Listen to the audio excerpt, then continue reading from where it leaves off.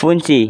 Fungsi peralatan membolehkan semua pegawai mengimbas beg dan bagasi orang yang masuk untuk mengesan sebarang potensi seludup, tersembunyi atau barangan seludup serta bahan letupan, senjata narkotik atau senjata pemusnah. Besar-besaran dikesan sebelum kerosakan atau bahaya yang akan berlaku. Jenis gelombang yang terlibat dalam pengimbas bagasi adalah sinar X. Sinar X dihasilkan dalam tiub sinar X oleh elektron beri bertenaga tinggi yang kehilangan tenaga selepas mengena sasaran logam. Terdapat 3 ciri-ciri sinar X. Ciri sinar X yang pertama, bergerak dengan laju dan lurus. Yang kedua, tidak boleh fokus pada kantar atau cermin dan tidak boleh dipesong oleh medan sekitar arah tuju yang dilalui. Yang ketiga, keupayaan menembusi jirim yang padat. Pengoperasian pengimbas berfungsi dengan menghantar X-ray melalui beg. Sinar X menyebabkan atom dalam objek di dalam beg mengeluarkan tenaga. Ini dikesan dan ditukar kepada imej objek. Objek itu dipaparkan pada skrin supaya anggota keselamatan dapat melihat apa yang ada di dalam beg itu. Pengimbas bagasi menggunakan sinar X untuk mengesan objek di dalam beg anda serta ketumpatannya.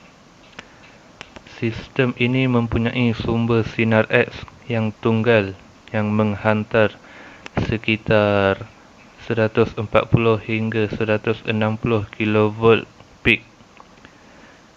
Kilovolt peak ataupun kVp bermaksud nilai maksimum beza keupayaan elektrik antara katod dan anod tiub sinar X semasa pendedahan. Bila sinaran X melalui beg anda dan kandungannya, sebahagian daripadanya diserap.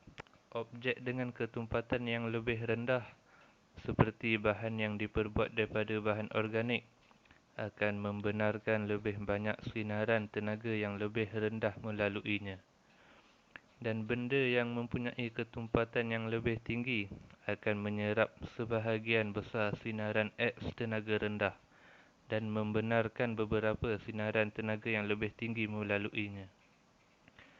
Berdasarkan sinar X yang sampai ke pengesan, mesin menjana imej yang menunjukkan semua objek berbeza dalam beg anda berwarna berdasarkan kepadatannya.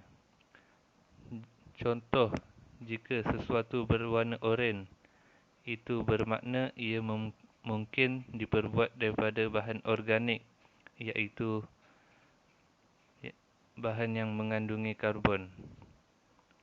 Itu penting untuk diketahui oleh keselamatan kerana bahan letupan melibatkan sebatian organik. Penggunaan sinar X ada 3. Yang pertama adalah membunuh sel-sel dalam badan seperti sel kanser. Yang kedua, meningkatkan risiko terjangkit kanser.